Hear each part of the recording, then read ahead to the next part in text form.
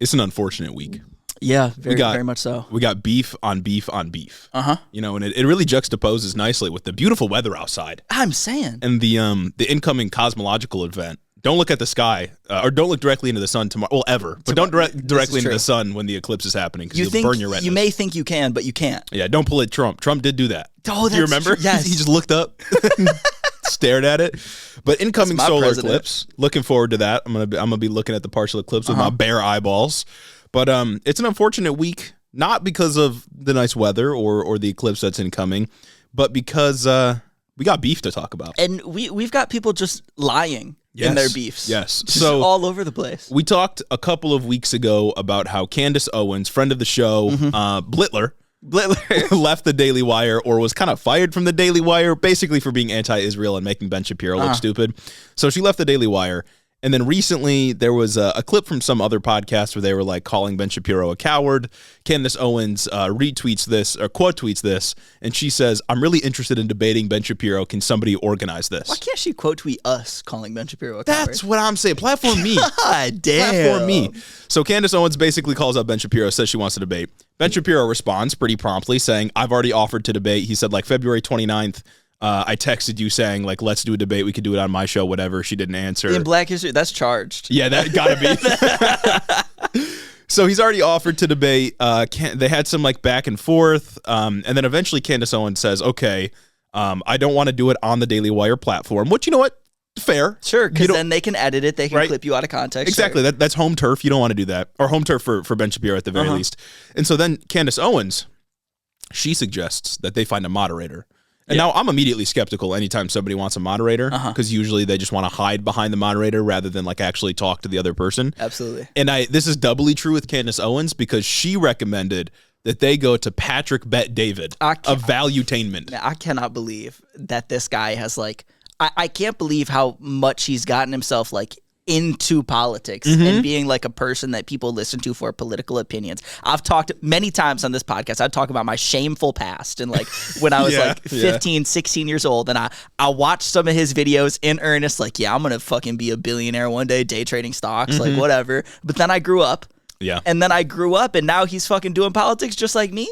He's trying to bite my flow. It's fucked up. And getting rolled by like every serious commentator he tries to debate. I know. He had Deepak on, talk circles around him. He had Sam Cedar on, also talk circles around him. Like he can't do anything. And he's got his little yes man, the little fucking like his little like the other guy on the show who just says blatantly false things all the time. And wears suit jackets that are far too tight. Way too tight. Way too tight. So she recommends Patrick Bet David. Ben Shapiro immediately rejects this because, and I didn't know this until Ben Shapiro pointed it out. Okay. Apparently, Patrick Bet David, like the day before this beef started fomenting again, he called the Daily Wire the Daily Jewish Wire. That's so crazy, man. And then Patrick Bet David tried to like not really walk it back, but explain it, because he dropped like a 2-minute video. How do you explain that? Well, he didn't. He dropped a 2-minute selfie video where he was like, that was taken out of context. Watch this 24-minute video to find the context. I apologize to the... He dropped a YouTuber apology. It wasn't even an apology. He was like, that was taken out of context. But I did say Daily Jewish Wire.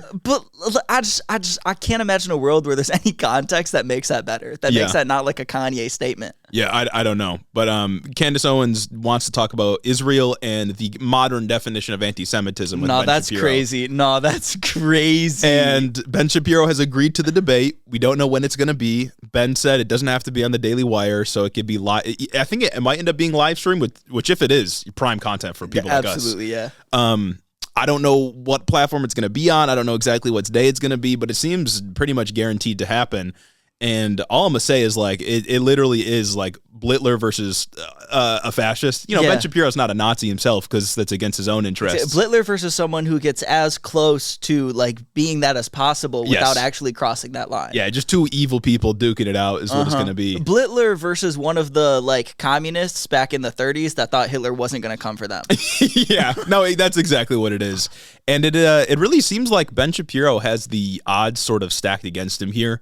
I don't know how he comes out of this looking good, because Candace Owens, obviously, you know, we're calling her Blittler in jest, but she's as close to a Nazi as you can get. And she's also famous for just adopting whatever position will help her, like, be more popular. Yes, like yeah. she's literally just grifting. Grifter prime. Oh if yeah, you ask me. she's good at grifting. Like sometimes we go back and forth. Does this person really believe this? Does this person really believe? Does Tucker Carlson believe what he says? Candace Owens doesn't believe anything she says. Not a single thing. She just says shit. And it's like the topics are Israel and what the fuck is the modern definition of anti-Semitism? I don't know exactly what she means by this, but is she gonna pull a left Twitter and say some shit like, oh, actually Palestinians, they're Semitic?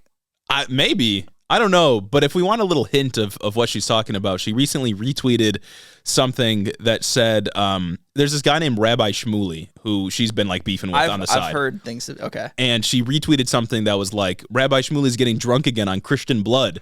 So I'm going to assume that's the kind of shit she's going for. Just vile anti-Semitism. But like 1940s era Jewish conspiracy theories. Like she's going to say, everything passed when the protocols of the elders of Zion were published because she believes they're a real document. That's anti-Semit. That's actually fake anti-Semitism. Like I don't like what I just can't imagine what kind of angle that she's going to take here. I think best case scenario for her is that she goes in with accidentally landing on the optically good position, which is pro-Palestine. Yeah. You know what I mean? Yeah. She gets there not because she is principally pro-freedom and anti-oppression from any authoritarian sources, but because she's anti-Semitic and therefore against Israel. But this will look good for her because being pro-Palestine is popular at the moment in a lot of America. And she'll get a victory if she's not too explicitly anti-Semitic and she can speak through dog whistles and euphemisms well enough to frustrate Ben Shapiro and to not allow him to really get any real points in. I don't see a best case scenario for Ben here, though, because she's going to do that. Yeah. It's just a matter of how far the mask slips.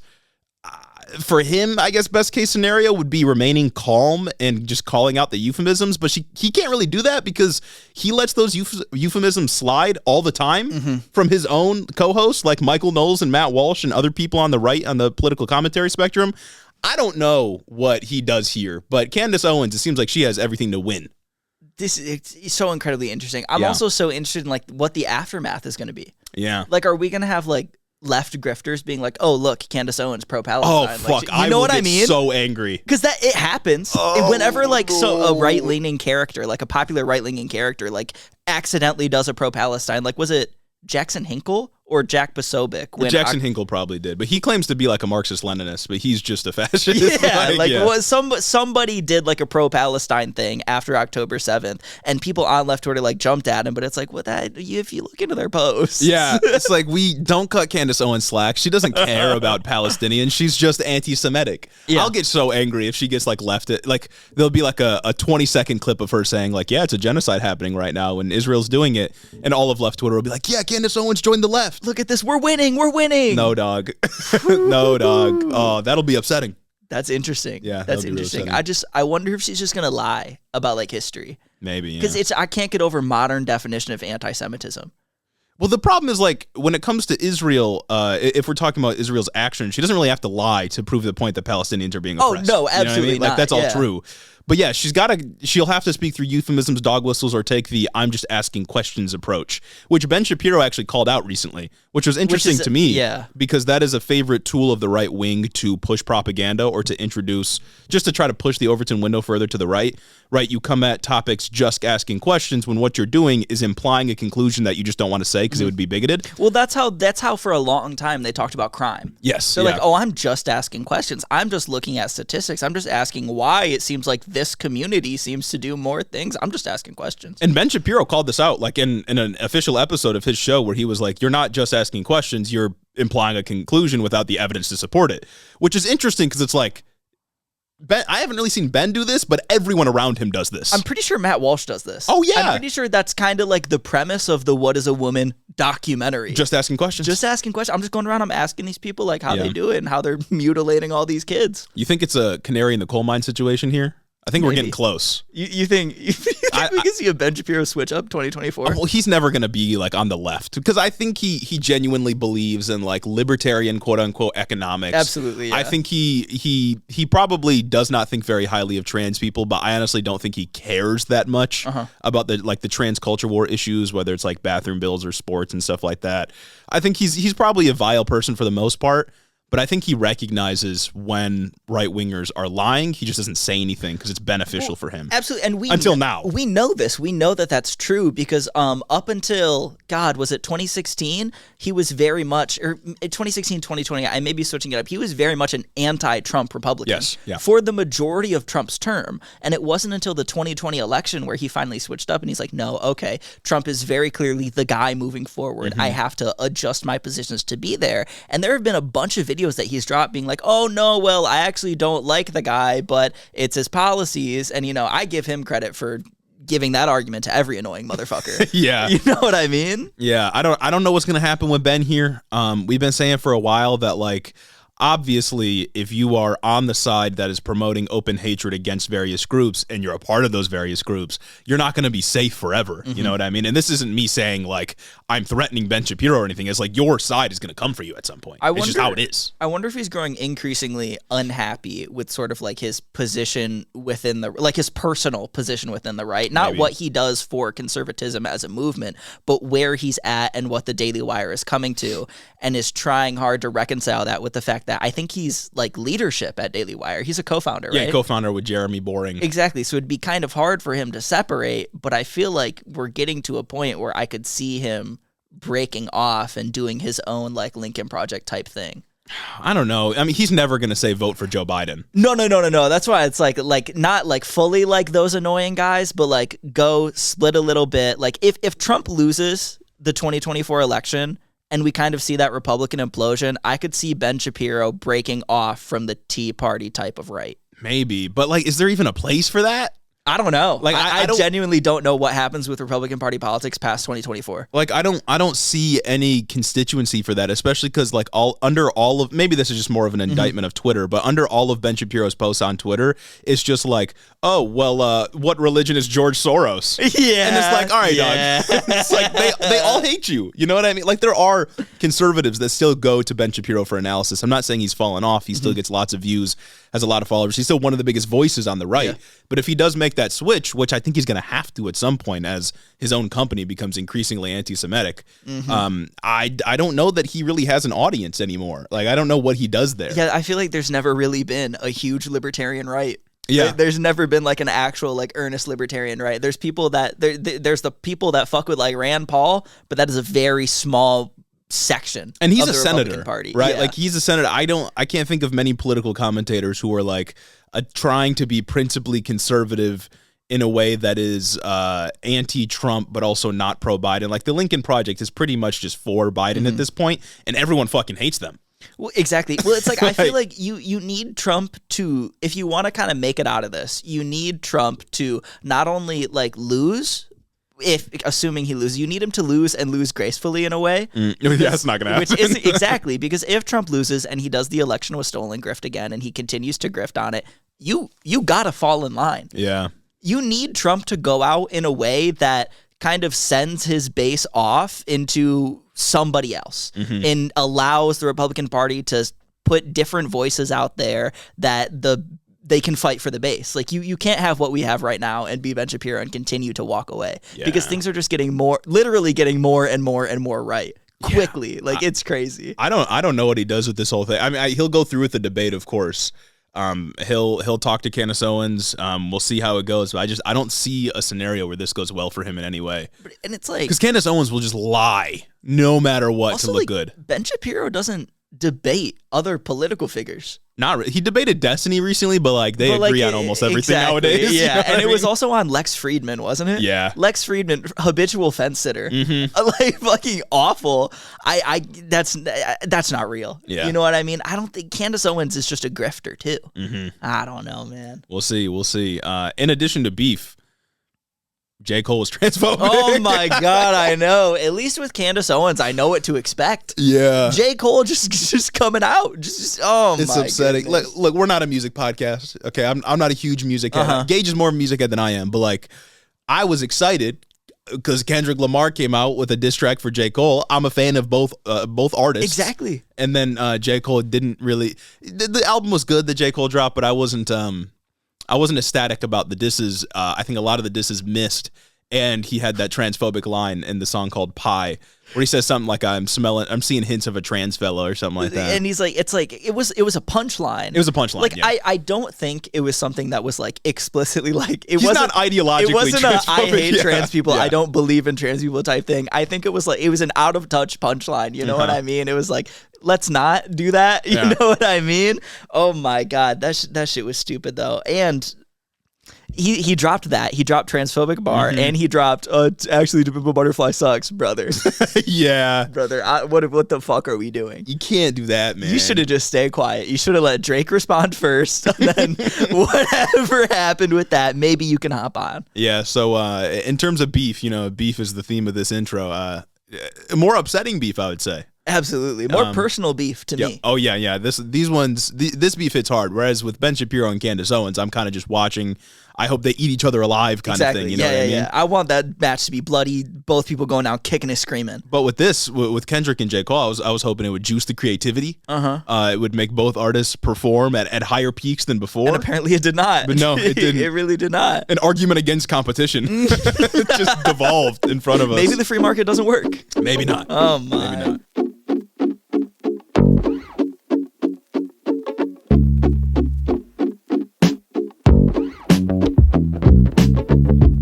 Welcome back to Head in the Office, everybody. Top of the episode, absolutely devastating.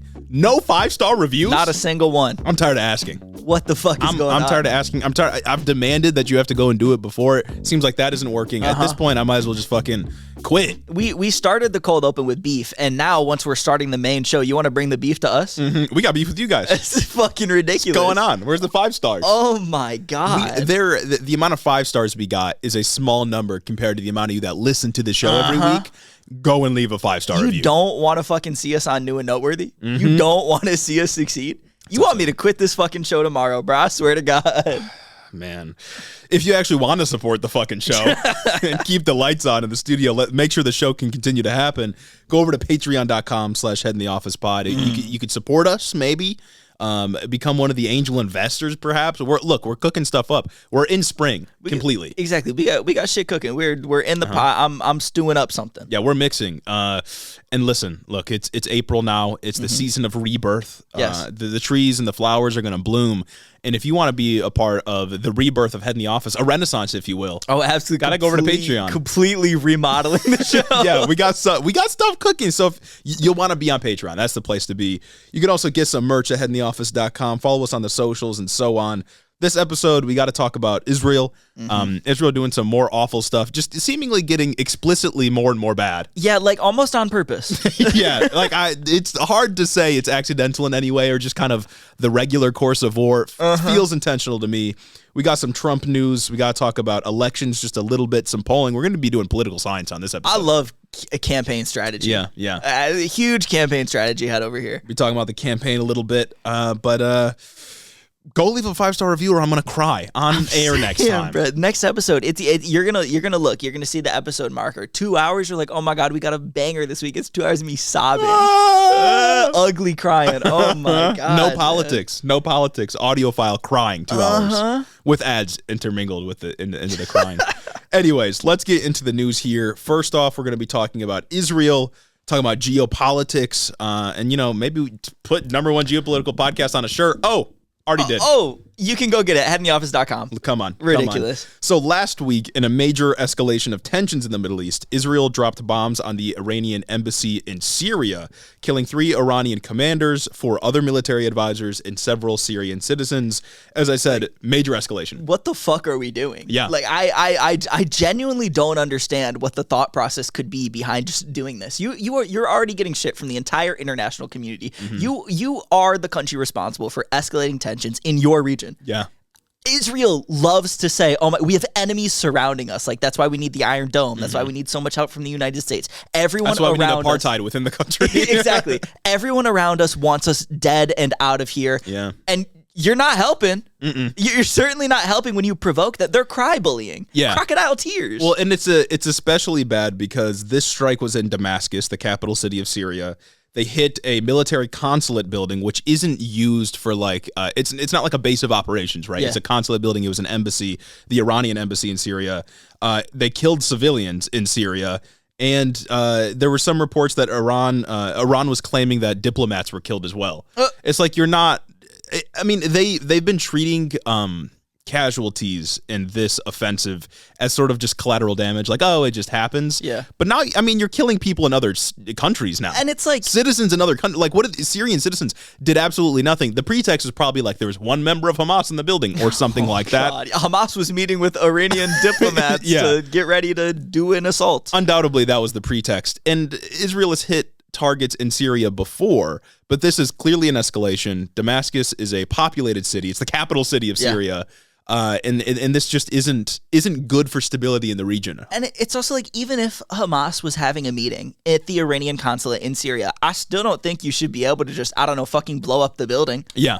That's still insane. Mm-hmm. What the fuck? It's like, while civilians are in the way, civilians that are not involved in what you are currently doing to the Gaza Strip, even if we were to concede, which we wouldn't, but even if we were to concede that like what they're doing in Gaza is justified. Exactly. You just killed Syrian civilians? And it's like, I don't believe this personally, but they say, like, there's an argument that people make to say that Israel has plausible deniability when they kill civilians in Gaza because, oh my God, Hamas is literally in the hospital and every single college and every single ambulance ever. And in the brains of every child. Exactly. Yeah. Hamas lives inside the body of everyone. So we can go ahead and do this. Like, there's some argument that other people make. I don't believe in that. I think it's all bullshit. But when it comes to this, that goes out the window. Yeah. There's no plausible. It's another country. We're striking another country. Like, what's going on? Now, almost immediately, the sort of course of events was interesting here because this happened, I think, like middle of the week last week. Israel at first refused to comment, refused to take responsibility. Basically weren't saying anything. Mm-hmm. It was actually the United States that confirmed it was Israel that launched the strike. And apparently Washington met with people in Tehran, the capital city of Iran, and they said that the U.S. government had no involvement. U.S. government was not warned before, and that they simply were not included in whatever decision was made to do this strike. I bet Antony Blinken fucking shit himself. Oh my God. He saw the news of that. He already looks rough. Oh yeah. Holy shit. I bet as soon as he saw that news, I'm booking a flight to Tehran. We're going to get this figured out. We did not do this, I promise. Yeah, and it was interesting. It's interesting because so far, U.S. foreign policy has been to basically justify everything Israel does. Mm-hmm. Whether it's through saying like, oh, this was an agreement between the U.S. and Israel, or like, maybe this was a little bad, but Israel has to defend itself. It wasn't any of that for this. It was just like, we do not agree with this attack. Israel did this on their own. We had absolutely no involvement. And like coming out and confirming, no, Israel did it, that's gas. Yeah, that fucks. It seems like a sort of change in foreign policy, although I don't know if it'll mean much in the long run. I feel like this does start to mark more of a dramatic shift. Yeah. There were reports that came out this week that Biden, in a phone call with Netanyahu, demanded that there was a ceasefire. You can say whatever that means, but I think it does mean something that I guess he's more directly coming to it. Yeah. But what I think means the most is this week Nancy Pelosi signed on to a letter that progressives in the House sent to Joe Biden demanding that we stop sending arms to Israel.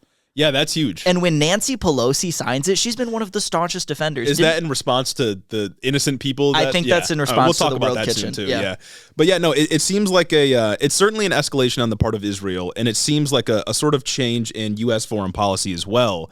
Because, they came out immediately and said, nope, Israel did this. We weren't involved whatsoever. Mm-hmm. So I don't know. Maybe there's a slight pivot in U.S. foreign policy. Maybe that's too hopeful. Yeah, maybe. I don't know.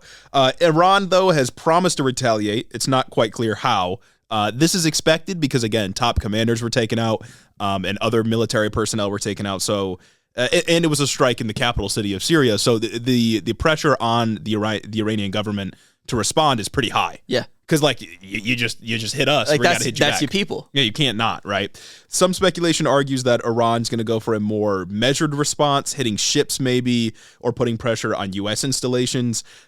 Speculation says that Iran doesn't really want broader conflict because, one, they haven't been directly involved with violence in Gaza, like they haven't been fighting back. They fund proxies and stuff like this, like Hezbollah and Hamas to some extent, but Iran hasn't directly done anything in this current conflict, right? And also, there's been a sort of period of peace for the last 2 months, or I guess you could say stability between the U.S. and Iran proxies, where U.S. installations haven't been attacked and U.S. hasn't been attacking any Iranian proxies. So speculation could say that Iran doesn't want to heighten these tensions again, But who knows, right? The retaliation hasn't happened And yet. it's like, maybe they'll do something. if Iran does respond, and they respond by hitting things related to the U.S., we are the most cucked country in the entire world to take a hit. If we just roll over and take that. Now, I'm not saying roll over and take that as in we should go to war with Iran. No. I'm saying if we just roll over, take that, and do not punish Israel. Yeah. Do not just stop all weapon sales, sanction the fuck out of them. Like, we're the superpower. Yeah. What's the point of being the imperial core? I mean, because it's likely that Israel used a U.S. bomb to hit this target in Syria. Mm-hmm. Like, we are involved in the process here, even if we weren't briefed on exactly what Israel's going to do. We facilitated it. And if we allow our assets to get hit, or God forbid, like a U.S. soldier to die because of what Israel did, that's crazy. That's crazy. At the same time, though, maybe this could be the perfect reason for Iran to get more involved if they want to be, right? Israel just functionally assassinated several commanders, and it seems like, they could use this as a pretext, although I don't even want to say pretext because it is a thing that literally happened. Mm-hmm. They could use this as a reason, I suppose, to get involved. We'll see, though. We'll see. Reports have come out that Israel and the U.S. expect an attack soon from Iran. Again, we're not sure where it's going to be. We're not sure exactly what's going to happen. This is one of those where we just got to wait and see what the fallout is from Israel's actions. Absolutely blows my mind that, the U.S. is expecting an attack from Iran, and the thing that they didn't fucking do, that they're letting Israel do and get them involved in. Like, what?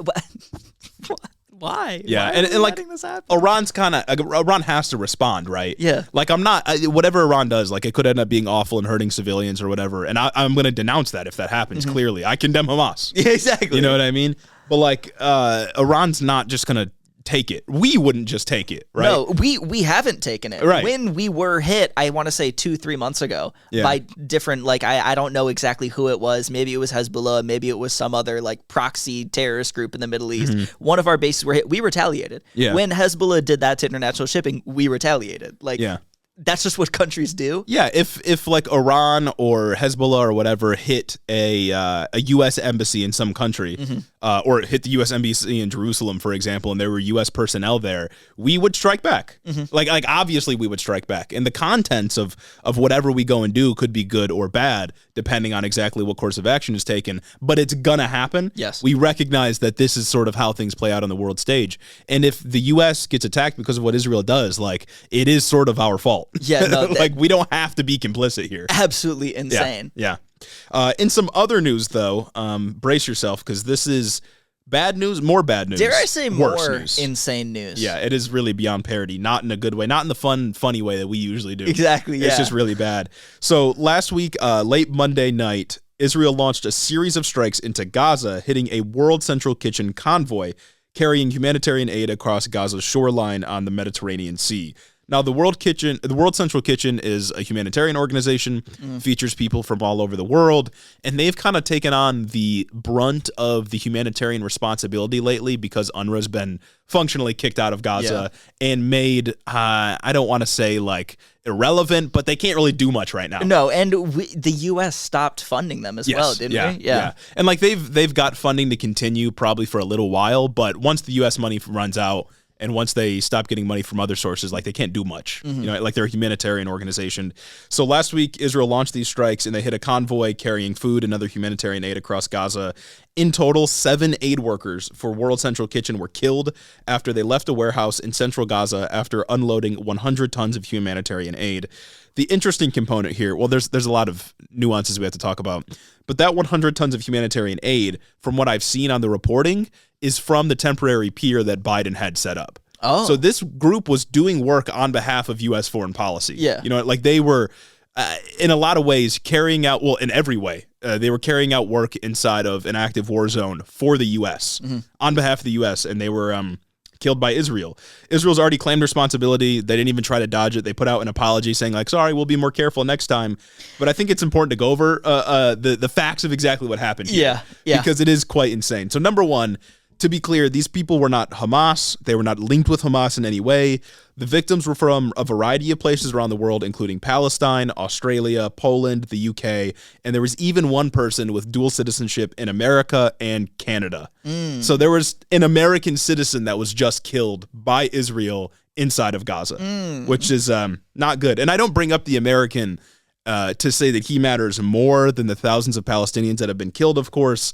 Obviously, we've been raising alarms ever since this started back on October 7th.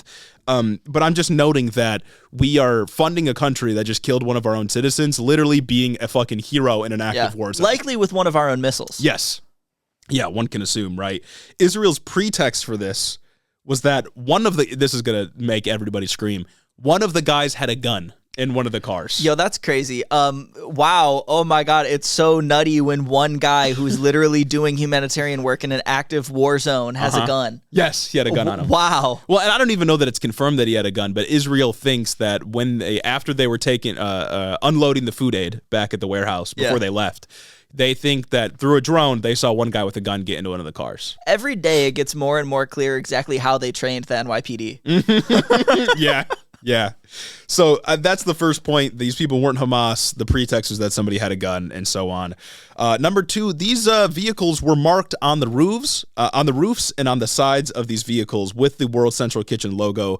The cars were also spread out over about 1.5 miles across the beach in Gaza, meaning that Israel had to launch several strikes to hit each of the 3 cars. Nice. It wasn't just like, oh shit, we shouldn't have launched that. You know what I mean? That's interesting. That's interesting that they are marked on the roof of the cars. For this specific reason, right? Exactly, because it's also like modern drones, cameras so powerful, from a mile up, they can spot the difference between a nickel and a quarter. You know what I mean? Like, there's no way that they did not see the bright, colorful World Central Kitchen logo on the top of the car. And weren't they white cars too? Yes. Like, nothing obstructing that.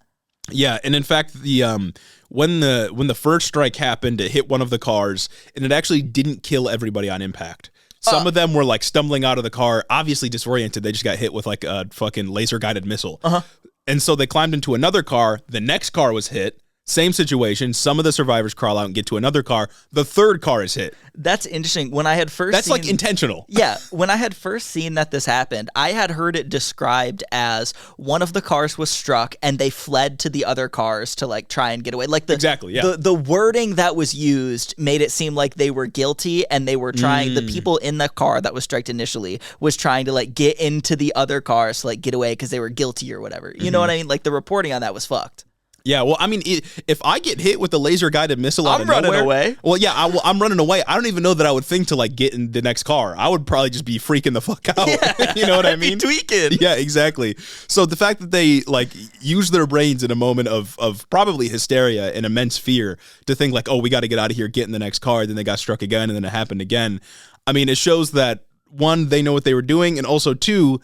Israel knew what they were doing. Yes. You know what I mean? Israel literally knew what they were doing. Yes, yeah, because the third point here is that the World Central Kitchen has proven and has said multiple times that they were communicating their path of travel to the IDF.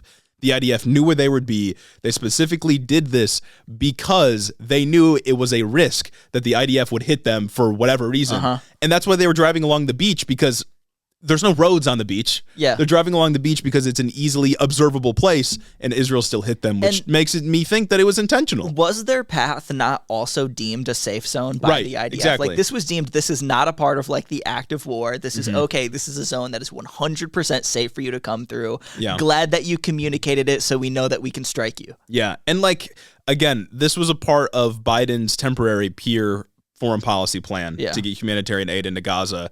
It seems like, based on all the evidence, that Israel knew exactly what was going on, and somebody within the IDF was, if it wasn't Netanyahu himself, was like, let's hit these guys and kill the humanitarian aid workers. UNRWA's already been kicked out. World Central Kitchen can't get people to operate, or probably doesn't want to operate because their people just died. It seems to me, call me crazy, that Israel's trying to make it basically inhospitable for all humanitarian aid workers. Well, absolutely. And even if that's not like official state policy of Israel, which at this point I wouldn't be surprised. Right.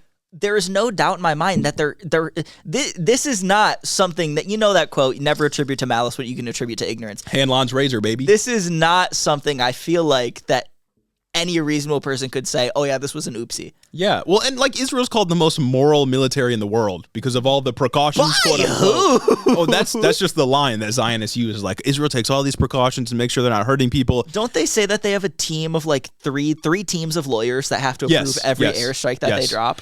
Yeah, and like they make all these claims, but like you just killed 7 humanitarian aid workers. There's no pretext for this. They've done this multiple times, by the way. This isn't the first time that humanitarian aid workers have been struck and killed by Israel. This one's just extremely blatant. Yeah. I don't think you have that title. I don't think you ever had it. You especially don't have it now.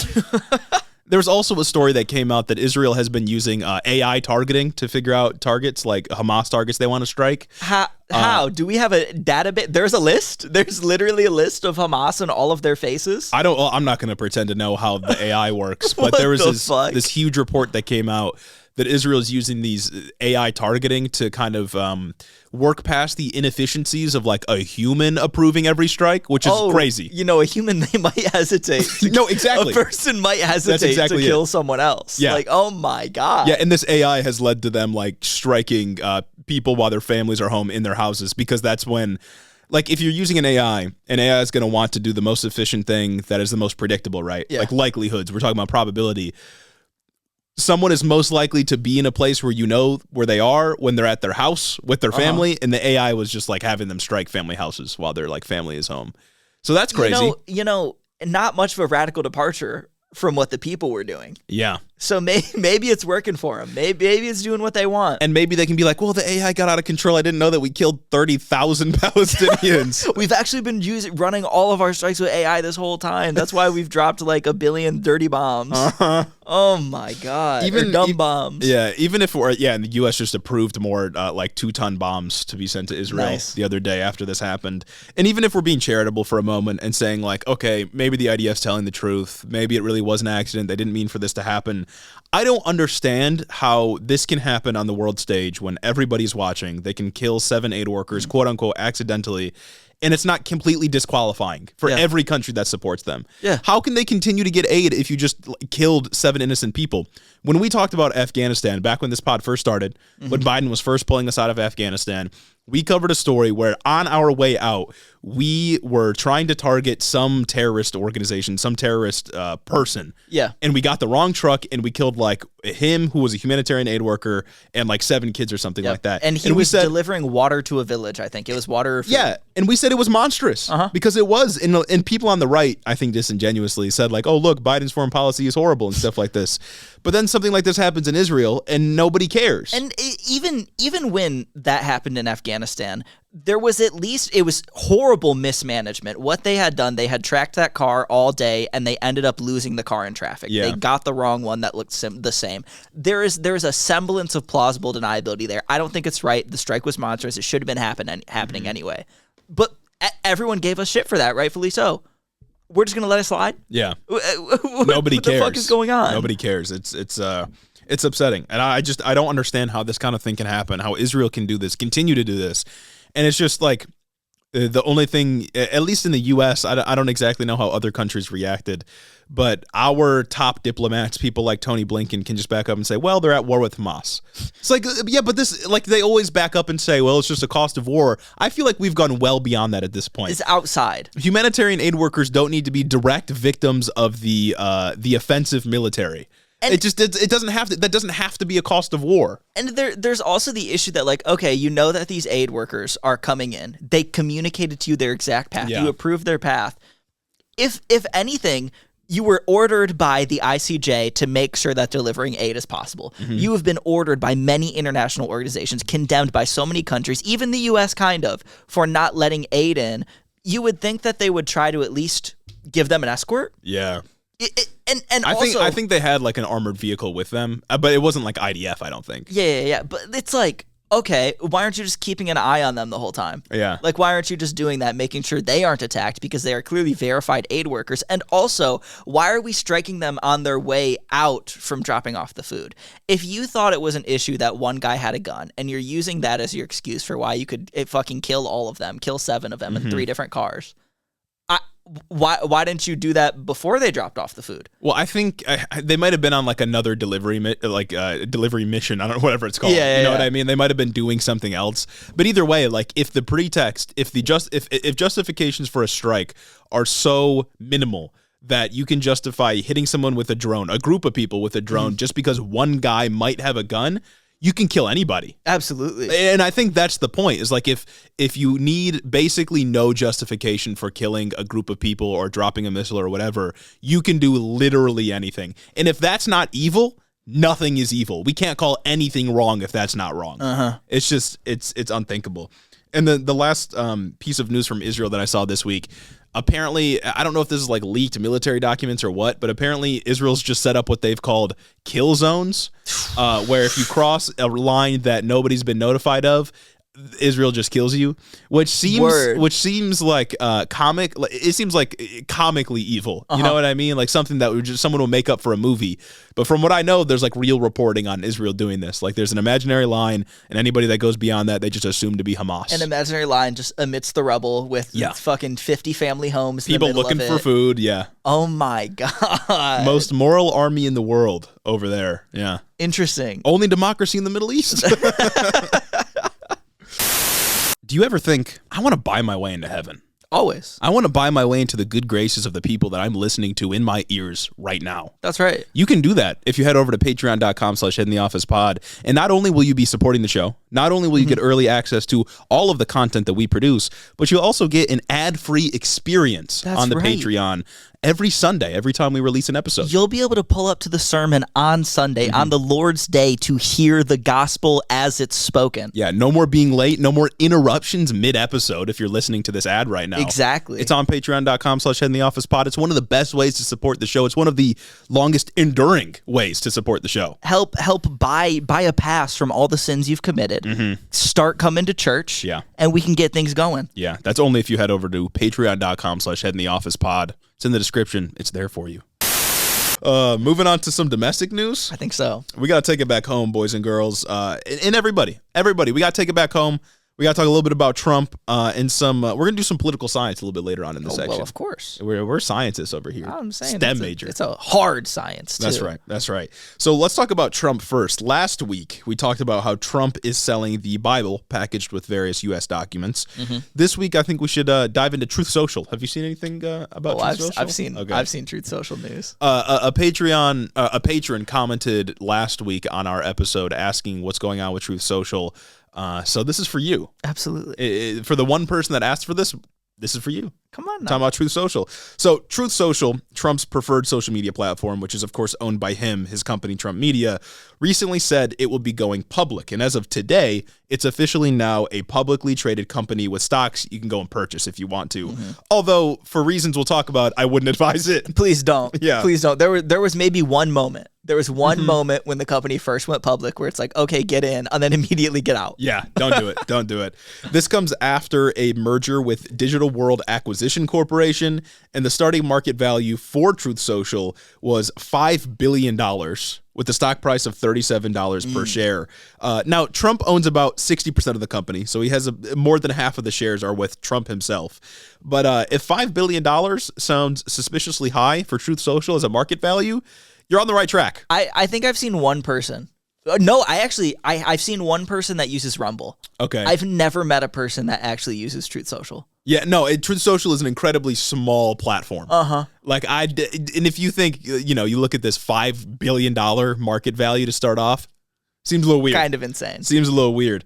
The group that Trump Media merged with approved a $300 million cash infusion to keep Truth Social running because last year, Trump Media reported losing $58 million and bringing in revenue of only $4 million. How are you burning so much money on this? I don't know. But it's like, it's an incredibly small social media company, so the small amount of revenue makes sense.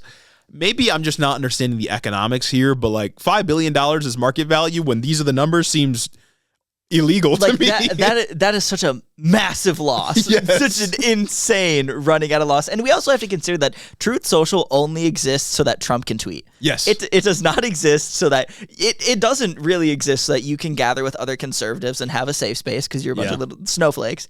It exists so that Trump can get his fix off, and so that he can talk to you and compare himself to Nelson Mandela and Jesus Christ. Yeah, and he Two does things he did this week. Yeah, and that's the thing is like this is obviously a scheme so that Trump can make some money, either so he can take out loans against the value of the stocks that he owns in Truth Social. It's definitely to help make bond. Or so he can eventually sell the stocks and just have liquid cash, right?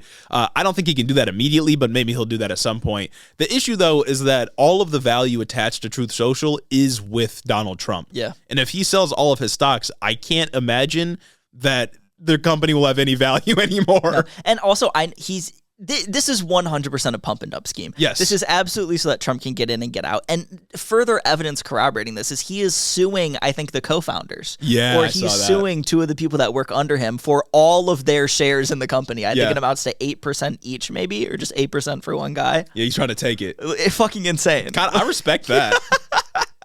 Now, it seems that the merger group, the reason they just like were willing to just fork over this money to Donald Trump is because it seems like a lot of them on the board are just fans of Trump and they just want to help him and they got money to burn. So they kind of just gave him the $300 million to keep the platform going. It seems like once you get just like a certain level of wealth, you literally can't fail. There's nothing you can do to fail. Yeah, it's crazy. So the stock price did rise after hitting the market initially. It's since dipped. I think last I checked, it's floating around $40 or so. I'm not the type of guy to like check a stock price and be like, oh, look, the company's doing great or failing or anything like that. But based on the background to this stock and like exactly how much money the company's actually making, I would argue it's not going to end very well for the goofballs that invested. If anything, I would argue that the SEC might step in and be like, and take a little look-see at what's going on. Yeah, maybe. As you already said, it's completely a scam because once Trump gets rid of his shares, it's basically over for everybody that has anything in the company. But we'll see what happens there. So Truth Social hasn't been sold. He just Trump Media merged with another company, and now it can be publicly traded. So actually quite the opposite. If you want to own part of Truth Social yourself, you can. If you could have want to be a small ownership share in Truth Social. Yeah. Pretty cool. Some more Trump news, though. Oh, man. I love that sound. We got two more stories here. The first one I'm labeling as Beyond Parody because it's a little clip I found, quite a small news story. But Trump was he's been doing his rounds on interviews. Okay. And he was on Hugh Hewitt's show. We all know Hugh Hewitt, great guy. Amazing. Kind of fallen off. Nobody really talks about him anymore. I don't think I've heard his name in like years. Yeah, he doesn't deserve to be talked about. He kind of sucks. But Trump had this pretty funny moment when he was on Hugh Hewitt's show. And I think maybe it's a little indication of where we're going to go this election season. I'm excited. And I think this is the sort of revitalization we need in politics. I was going to say, I genuinely feel like election season is starting to heat up. Yeah. Like ever since like Trump and Biden were declared the actual party nominees, which we all knew was going to happen since probably 21. Yeah. Things have actually started to get interesting. Yeah. Ever since Rhonda Dropout left, Rhonda Stiletto, Nikki Haley left, of course, nobody cares about her. Because she's just hating on Trump. Not Nikki Slaley. Not Nikki Slaley. But now, it's just Trump and Biden. And Trump had some words. Okay. For some his opponent. Words. So let's take a listen to this Hugh Hewitt. That white stuff that they happen to find, which happened to be cocaine in the White House. I don't know. I think something's going on there because I watched his State of the Union and he was all jacked up at the beginning. By the end, he was fading fast. There's something going on there. I want to debate, and I think debates with him at least should be drug tested. I want to. Mr. President, are you suggesting President Biden's using cocaine? I don't know what he's using, but that was not. Hey, he was higher than a kite. And by the way, it was the worst. It was the worst address I've ever seen. State of the Nation. I'll tell you, State of the Union. That's not State of the Union because he doesn't represent us properly. That I can tell you. But he's obviously being helped some way because most of the time he looks like he's falling asleep, and all of a sudden he walked up there and did a poor job. But he was all jacked up. Do you want him to be sleepy or not? I'm saying like he sounds like a crazy uncle. Yeah. Yeah. Trump is honestly letting his age show. Oh yeah. Do you think he's using cocaine? Oh my God. Well, yeah, and I love how Trump said like the drug testing thing because again, I feel like this is exactly what politics needs. We need drug tests. And Biden needs to come out here and like accuse Trump of being on amphetamines or something like that. Well, you know how people always talk about like, okay, yeah, we have the Olympics, whatever. Every athlete at that level dopes. Why don't we just like let them and have a separate league where it's like we can see what the human body really can do? Precisely. That's what politics should be. Yeah, we should find the oldest people. Create a blasphemous concoction of pills and drugs. Let me see what politics really can be. And it's like, I just can't get past, like, do you want him to be sleepy or not? Like, you can't get mad that he's a sleepy old man and saying, you know, he walks around, he's incompetent, he doesn't know what's going on, he's always asleep everywhere. And then when he's active, you get mad at him too. And it's also like you can't throw out cocaine accusations when you just had like a $1 billion, a bunch of billionaires over your house for a huge fundraiser. Yeah, well, that and also like every single White House and every high-ranking member of the White House, and frankly, just every high-ranking person in politics has just an insane amount of injections and pills that they take. Oh yeah, to not crack. Cocaine being found at the White House a couple months ago was the least newsy news that I think I've seen throughout the entirety of us doing the show. Yeah. Like cocaine in the White House, yes. Exactly. Like it's not new. But I thought the clip of Trump on Hugh Hewitt's show was kind of funny because he does sound doddering. And it's also like there's no doubt in my mind that Trump is also on stimulants. 100%. Like he has to be. Like these guys are 80 years old. Nobody's walking around and doing that. Yeah, I just need Biden to not match the energy. He doesn't have to do the same thing because I think Trump sounds kind of stupid here. Yeah. Not that he ever sounds intelligent, but you get what I'm saying. But Biden should come out and say some, you know, accuse him of being on drugs or be like, well, Donald wears diapers all the time or, you know, something like that. You know, call him out for also being old at the same time. Donald wears diapers all the time. Come on, man. Say something. Donald Diaper. Oh, my God. Donald Duck.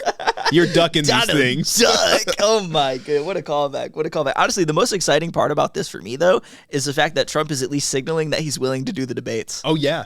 I'm geeked for that. Trump's thing the past like week and a half has been challenging Biden to debates every time he's in public. Really? Yeah, they've been doing like the empty podium thing where it's like, I invited Biden here, but he didn't answer. He didn't want to come and debate. That's such loser shit, bro. Oh my God. It only worked when John Ossoff did it because it was a runoff in 2020 and David Perdue straight up wasn't showing up to debates or interviews or anything like that. And everything was spur of the moment in a runoff. Nobody thought it was going to get here. Oh my goodness. But Trump's been doing the empty podium. He's been challenging Biden to debates. I wouldn't recommend that Biden do debates this early. No. Nothing good's going to come from that. But yeah, in September and October, you have to. Exactly. Biden only has things to lose right now. But once we get to the end of August, oh my God, bro, I'm ready. Them to me. I'm ready. Give them to me, please. I'm clearing my calendar anytime there's a debate. I'm going to be there. We're going to be live streaming every single fucking presidential debate, bro. Every debate, every moment. Me. Yeah. Believe you me. It's going to be good. The last bit of Trump news is where I meant when I said we're doing political science this episode. This is what I'm talking about. Okay, word. Because Trump was he had a moment at another rally in Michigan, I believe, where he was once again calling illegal immigrants animals. Okay. A thing that Trump has been known to do. He's been doing it more recently. I say it was Michigan. I'm pretty sure it was Michigan because John James was in the background. Dude, he's a Hito favorite. John James is the most losingest man in American politics. He's a House representative, though. He won in 2020, too. Oh, that's true. I forgot he won because he's lost so much. So many times. When you run that many times, eventually they got to just give it to you. Exactly. When he won because of gerrymandering, you know what I'm saying? That's true, He got lucky with the map. So John James was there, so that tells me it was probably Michigan. But for full context, it was him talking about, I think it was probably the Lake and Riley case where the illegal immigrant killed a woman, and every right winger on the planet is talking about it. Was this the one where he mentioned somebody was like found on the street and like something, and he mentioned that he went and talked to the family? Maybe. I don't know. Because I had seen another thing. Maybe this is a separate thing this week. There was a case of someone's dead body was found on the street, and I think the death was linked to an immigrant, somebody who was here. And Trump claimed to have met with the family, but the family came out and said, no, the fuck he didn't. That's awesome. Which is crazy. Well, I don't know exactly what it was. I just know he was talking about a specific instance of an illegal immigrant killing somebody or harming somebody. And he basically went on to say they're all animals. Nancy Pelosi asked me to not use the word animals, but I'm going to call them animals because they're animals. Obviously, the right wing gets to back up and say like, oh, but he's just talking about murderers, when in reality he's connecting illegal immigrants to being subhuman. We talked about this before. You can go back and listen to the previous episodes. I never would have thought we had it good when he was calling them all MS-13. Yeah. Like, I never would have thought that could be better than what we were getting today. Oh, yeah. Now it's just straight up like they are not human beings. Crazy. Yeah. But that's not the entire story here. I want to talk about polling. We've been talking about immigration being this big issue for a while. For other people, we don't think it's like a real issue. Yeah, we've been joking about immigration being the number one issue in the country. Yeah, and I wanna do some political science today, and I want to dissect some polling data from a known quantity, I guess I would say. Okay. From Gallup. Gallup is pretty reputable, I would say. So Gallup released a set of polling data at the end of March that found when Americans were asked, quote, what do you think is the most important problem facing this country today, as an open-ended question, the top answer was immigration. I can't imagine. Me personally, I cannot imagine what's the most pressing issue in American politics, and the first thing in my head being immigration. Especially if you live in like Iowa. You should no more voting rights. If you live in Iowa and you care about immigration, shouldn't matter to you. But it was the top answer was immigration over the economy, over the government, over the cost of living, and so on. Immigration was the top issue for 28% of respondents. That's a plurality. I cannot believe that immigration is genuinely the top issue in American politics right now. It's the top issue right now as of this most recent polling data. Interestingly, though, I think we should talk about most of this growth, according to Gallup, is from Democrats that noted being concerned a great deal about immigration on separate questions. Gallup claimed that in March of 2023, a year ago, only 14% of Democrats said they were worried a great deal about immigration versus 27% in the most recent poll. So it seems like these numbers have increased, and Gallup is attributing this growth in immigration being a top issue to Democrats that are now worried about immigration. Which makes sense. Yes. In the last year, Biden has straight up came out and said, no, this is all wrong. They can't do this. He did the fucking Lake and Riley thing at the State of the Union address. Like, they're doing the Trump messaging. Yeah. And that's what I wanted to talk about with this data specifically, is that we call out Trump and the Republican Party all the time for being straight up inhumane on immigration, and rightfully so, right? Their rhetoric is absolutely crazy. But one reason why so many Americans, and especially Democrats now, are worried about immigration is because there's functionally no counter messaging from the Democratic Party about why immigration is actually good for the United States. They have functionally bought into right-wing messaging on this issue, and they've done so in such a way where they basically agree that there is a crisis at the border that has to be met with some kind of regulation change that results in violence or crackdowns. Yeah. You know what I mean? And they do all of this, Democrats do all of this rhetorically, optically, with their messaging, without also at the same time recognizing that immigrants commit less crime per capita than U.S. citizens do. Illegal and legal immigrants both contribute to the economy in immense ways. Drugs are smuggled in at regular points of entry, not only by immigrants or illegal immigrants, and the list goes on. For the data. But Democrats have sort of bought into this messaging. And I just think it's insane because this doesn't help the Democratic Party at all, right? Like, think about it. If Democratic voters are more worried about immigration, how does this help the Democratic Party in an election season? If we are actively making people more conservative, if we are actively pushing the sort of acceptable range of normalized political discourse further to the right, how does this help Democrats, whether it's just liberals, moderates, or progressives, get elected at any place in this country if we're actively trying to make people more conservative on this issue? Exactly. And it's so frustrating, like, looking at this polling in context, because I thought the whole point of talking about immigration, adopting the right-wing rhetoric, was so that maybe I disagreed. I don't think that this was the right thing to do, but I thought maybe they were thinking that they can pull the Nikki Haley voters. They were thinking they can pull the quote-unquote moderate Republican who doesn't feel like Trump is the right guy on to vote for Democrats because we're doing the same things. But in reality, they're just making Democrats conservative. Yes, no, exactly, because Gallup also noted that when it comes to there was this question that was like, how much do you worry about immigration? It was like a great deal, a little bit, not at all, and so on, that kind of scale. And Democrats obviously increased, as I noted before, but Republicans have stayed consistent at about like 75% of people being worried about immigration in the Republican Party. All of the gains here, at least statistically, from what Gallup is claiming with their data, the gains here are from Democrats being more worried.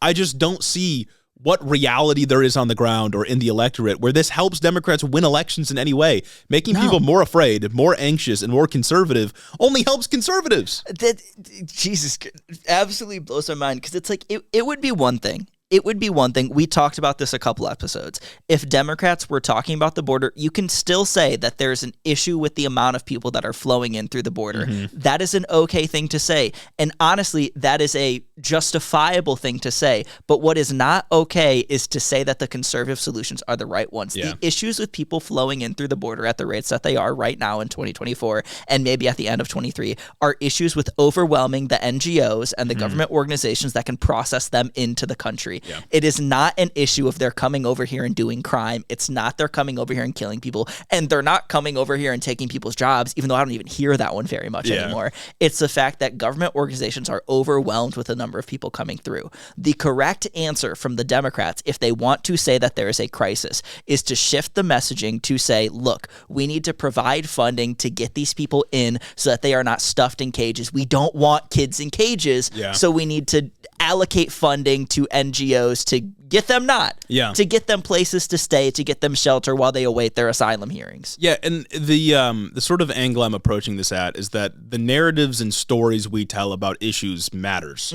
Because a lot of people in their day-to-day lives, when they're just going about trying to provide for their family or, complete college assignments or afford the cost of college, whatever, they're not thinking deeply about political issues. No. What they hear from political commentators and party officials is what they will use to formulate their thoughts on an issue. So if all we have is right-wing rhetoric about how immigrants are poisoning the blood of America and sort of moderate rhetoric about how, we need to be more violent at the border, people are going to use that to inform what they think. If there's no pushback at all that says, no, immigrants actually make this country better, they don't commit more crimes per capita, illegal and illegal immigrants, than U.S.-born citizens do, they're not taking jobs and so on. If that rhetoric doesn't exist at all, then of course people are going to become more conservative, and the more conservative somebody is does not make them more likely to vote for the Democrat. This is a disaster. Like, it doesn't matter how good of a dunk it was on Republicans at the State of the Union that they are actively stopping the border legislation from passing. Because Trump told them Because Trump told them to not vote for it.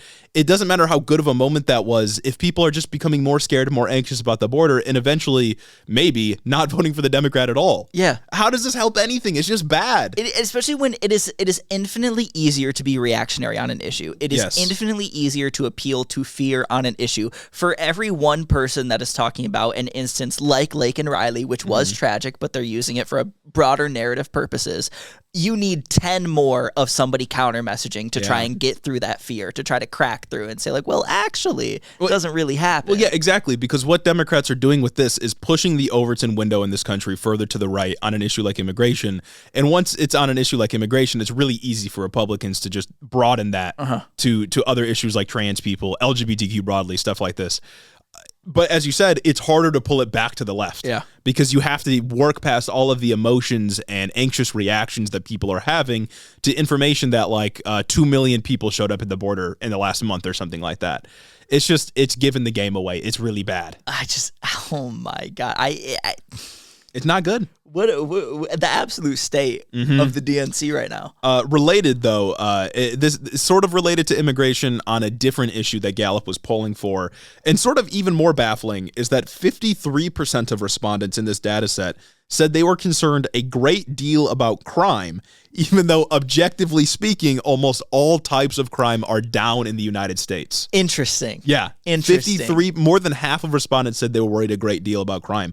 Detroit had its lowest homicide rate in 57 years. Shout out the year. Lions. Yeah. Shout out Jared Goff. Well, and it's like assaults and violent crime, murder is down across the United States this year, or the past year. New York, despite all of the signaling about a crime wave happening in New York, the migrant crime wave, I'm pretty sure crime in New York was down at least last month or in February. Except for subway crime, but that's because there's an increased police presence, so they're going to find more instances of crime. Exactly. Yeah. Exactly. And I'm sure it's fucking fair hopping? yeah, fair hopping. Oh no, people left the exit door open so people could get in and not pay their fares, whatever. But remember, we did an episode about this, I want to say a year ago, and maybe a year and a half ago about this point, how I think it was either Gallup or 538 polling results came through with this huge poll that said right now, Americans' perceptions of crime are higher than they have ever been. Americans' perceptions of crime are outpacing their perception of crime during the legitimate 90s crime wave. When it was much worse. In the 90s, when crime was literally at the height of American crime, at least in the modern era. I guess I can't speak to the 20s. I don't remember that fucking data. Yeah. But in the last 50 years, the height of American crime, obviously perceptions are going to be high. We think crime is happening more than that right now, despite it being down. Even after COVID, homicides have been going down. Violent crime is not stopping, but it's lessening. Yeah. But nobody is around to tell you that. Again, much like immigration, Democrats aren't really counter-messaging on crime. Yeah. Why is it up to guys like us? Yeah, no, and that's what I mean when I talk about narratives and the stories we tell and how people sort of ingest politics. Typical people who don't pay attention that much. When Fox News is constantly talking about how there is a massive crime wave right now and Democrats aren't around, or left-leaning people, liberals aren't around to say that it's not happening, people are going to believe what they're told. Yeah. We need to have some sort of concerted effort to make people think otherwise, and it's really not happening. It's much worse for immigration. I think Democrats talk about how crime isn't as bad as Republicans say it is a little bit more, but on immigration, they've completely sold. They're completely bought into right-wing rhetoric. It's but awful. It's also every day I feel like I log onto Twitter and I see a video of a fucking black person stealing something from Nike in LA, and then conservatives just in the comments oh, well, this is because of bail reform, or it's a video of someone assaulting someone. It's oh, it's because in California, the no bail, whatever, zero bail, they're just letting violent criminals out, whatever. And I do not see people countering against that. Yeah. I do not see Democrats coming on just being this just isn't true. Yeah. Because it's also so much easier to get in there and put a video of a crime happening, because that's going to stoke people's emotions, and they're going to be oh, yeah, this is totally happening. Look, it's right in front of my eyes. And then generalize to everybody else, and there's always a racialized component when it comes to talking about crime. Yeah. Yeah, no, it's bad. Polling data, take it with a pinch of salt, of course. It could be wrong. Polling data isn't perfect, but it has gotten a lot better in the United States. And it usually, a place like Gallup especially, it usually can tell us something about the American electorate. And the fact that it's this overwhelming, 53% of people saying they're concerned a great deal about crime, or 28% of people saying immigration is their top issue, we should take note. Yeah. And think of ways we can combat that. Because the fact that other actual issues like our crumbling healthcare system, or the war in Gaza, or any other number of real issues isn't the number one issue for other people, that's crazy. And it's also the fact that so many Democrats, was it 25% of Democrats, think that immigration is the hottest issue as opposed to 14 last year. There's a part of me that wants to think that you can say okay, maybe these Democrats are thinking differently about immigration. Maybe when a Democrat says immigration is an issue, they mean something different than when a Republican says that. That's not data that you can really extract from a poll like this. However, when we put it in context and we see that Democrats have adopted both framing around both the problem of immigration and the solutions to immigration, it's not that hard to make the leap to say that Democrats are in fact thinking about this in the same way that maybe moderate conservatives are. Well, that is the more charitable analysis for the Democratic Party, to say that, okay, more people on the left or more Democrats are worried about immigration, but it's because they're worried in the way Joe Biden is. Exactly. But the way that Joe Biden is worried is not any better than how Trump is worried. Of course, but people could say oh, they're worried the same way Joe Biden is worried, so that means they're not going to not vote for him. But I don't think we can essentialize voters in this way. They might mark on a poll I vote for Democrats, but this immigration issue is really a big problem, and I don't know if Joe Biden can deal with it. And if it's your number one issue, one issue voters are very real. Wedge issues are very real. Yeah. And it's also, even if it is a Joe Biden voter today, even if that's somebody, number one concern is immigration, they're thinking about it like Joe Biden thinks. They want the immigration bill to pass. They don't like Trump for that. How do we know that there's still a Democrat voter tomorrow? How do we know that they got that wedge in there and that's not going to widen a little bit and open their eyes to other conservative policies? Say now they got immigration videos popping up on their feed. Oh no, it's an out of context video of a migrant doing something. There's a video on Twitter that I think you quote tweeted that was just a fruit stand set up in New York. Yeah, someone was walking around it's ridiculous how many migrants are in New York and they're just selling fruit. Dog, that fruit looked beautiful. That's what I'm saying. That shit looked so fucking fucking tasty. And we have conservatives complaining about this? Yeah, the person who posted that was trying to be like, oh, they're fruit farmers from Guatemala. And it's like, why is that a bad thing? Like, okay, they got that fruit from a New York grocery store. You think they carried all that shit with them? This shit looks awesome. I'm saying, it was all cut up in a fruit cup and nice. This is what we're complaining about. I would now? purchase it. When Democrats are thinking about immigration now as their number one thing, you open the door for them to be mad at shit like that. And that opens the door for them to be mad about more shit. The immigration issue opens the door directly to the crime issue, which opens the door directly to like race science. Well, no, exactly. And that's what I was going to say is like, it's when we talk about immigration, when we let right-wingers drive the conversation, it all really does boil down to being a proxy about people that look like immigrants. Yes. And when you start to instill that sort of fear, you make people more reactionary, you make them more likely to vote for conservatives and support conservative policies. It doesn't benefit Democrats in any way to cave to right-wing rhetoric here. If anything, Democrats should be more pro-immigration now that conservatives have gone more anti-immigration as a way to combat the messaging, especially because Democrats don't have to lie. Especially when only 14% of Democrats cared about immigration or thought immigration was their number one issue. A year ago, yeah. Now you've lost that ground, and it's going to be harder to make that up. It's going to be harder to adjust because you've already messaging conceded. in the future. You've already Exactly. conceded, yeah. It's so much harder to take back ground that you lost. Yeah. Interesting. I don't know what we're doing here. It's not looking good. Oh man. Yeah, I don't want to toot our own horn, say we're clairvoyant or anything, but we did say when Biden introduced this piece of legislation that it wasn't going to be good politically. He might get the dunk that he's looking for to be like, oh, look, Republicans are hypocritical, but it's ultimately going to push people to the right, and it seems like that's what it's even doing. when that was going on, we said, is that even worth it? Yeah. Like, does that even matter? Like, It doesn't, you're not getting a conservative on that. I'm sorry, but a conservative is not going to look at conservative hypocrisy and say, I'm not voting for them anymore. Well, is that yeah? Because They're already a conservative. They just lied about the bill. They're like, actually, it still lets in millions of people. It's like it doesn't though. Like you can't get them on this. You have to directly push back against what they're saying. You can't capitulate to them and try to play on their own ground because they're gonna beat you there. Man, Democrat campaign strategy is really just something to be marveled at. Yeah. Or I guess Democratic rhetoric is something to be marveled at because they don't know how to talk. Well, and it reminds me of the crime bill, which Joe Biden authored, where Democrats completely caved on the issue of crime to Republicans, which pushed people further to the right. And it reminds me of gun policies, where, of course, Bill Clinton had the assault rifles ban, I believe. But then after that, Democrats started moving more towards being pro-gun in an attempt to make up people who are pro-Second Amendment. And now look at the NRA. Completely just a Republican super PAC. Like they don't give to liberals because liberals, Democrats don't do this anymore. Like it doesn't help. It doesn't help in any way. We got to move further to the left. The NRA should not be allowed to give out like a fucking report card to politicians. Yeah. Like that's insane that they do that. Yeah, and they give millions and millions to Republican super PACs, thousands to campaigns every year. Like they're an influential. I think they're like the biggest interest group in the country. And guns became a huge wedge issue. Yeah, guns are also another issue that funnels into the issue of immigration. Like this shit is all interlinked. Oh my goodness! Can't capitulate, man. Oh my goodness! Gotta stand proud and stand strong. 100%. But we don't do that around here. You know what one of my favorite activities is? What? Reading.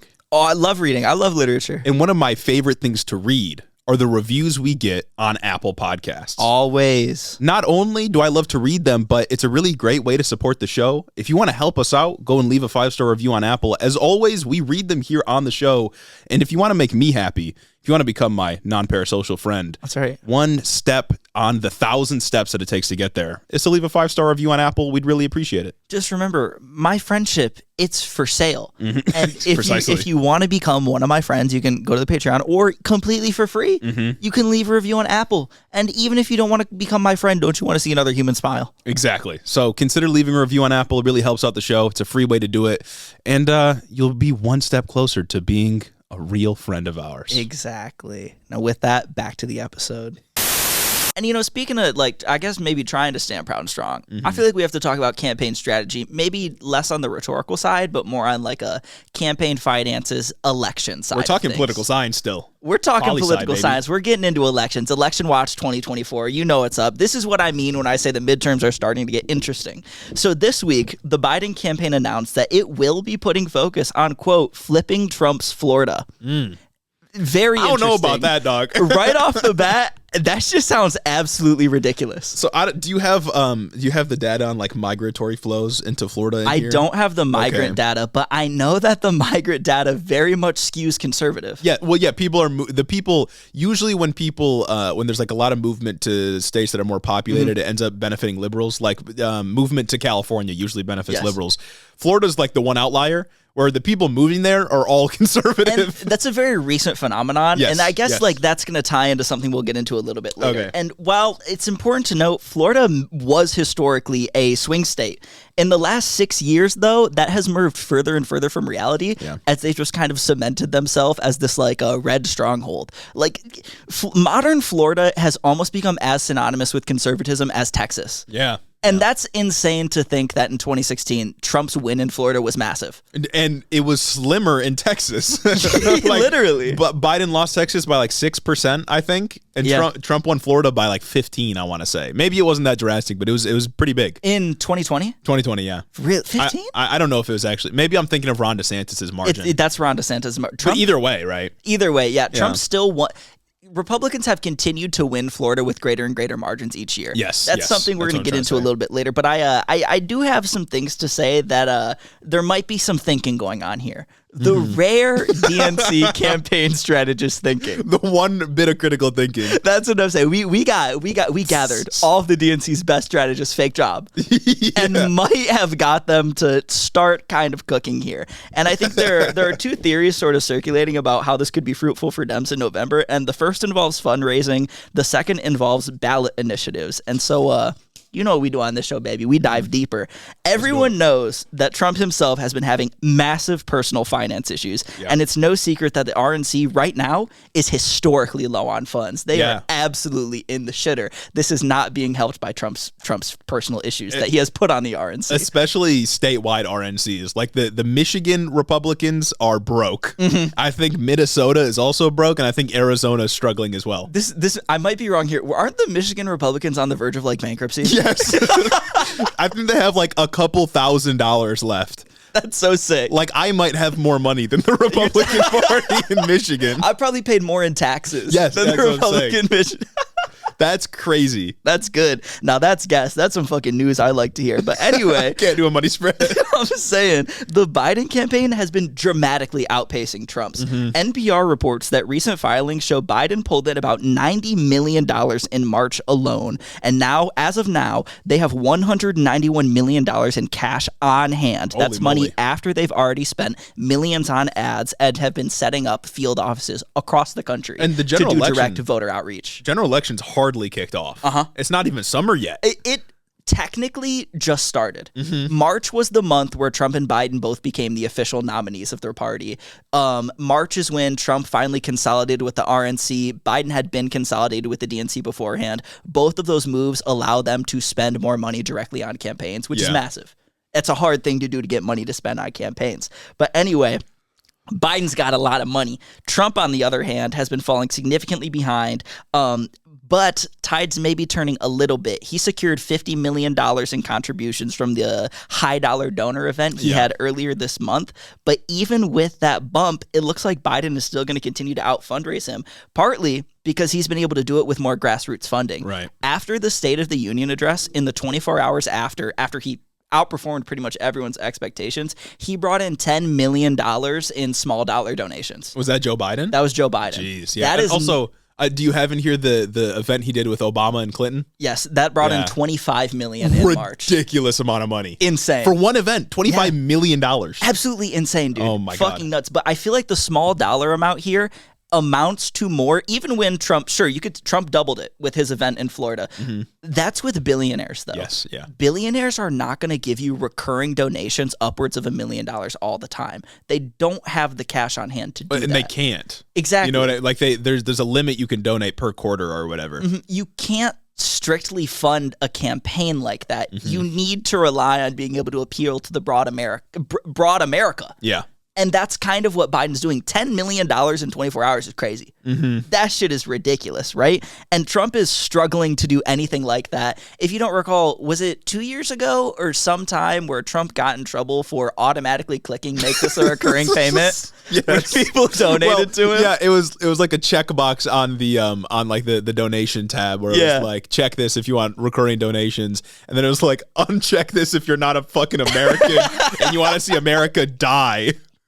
That's so sick. Straight up coercion. Yeah, you can't. So sick. Awesome, oh my though. God. Imagine your dementia-ridden aunt. Your dementia-ridden grandmother. Just tweaking.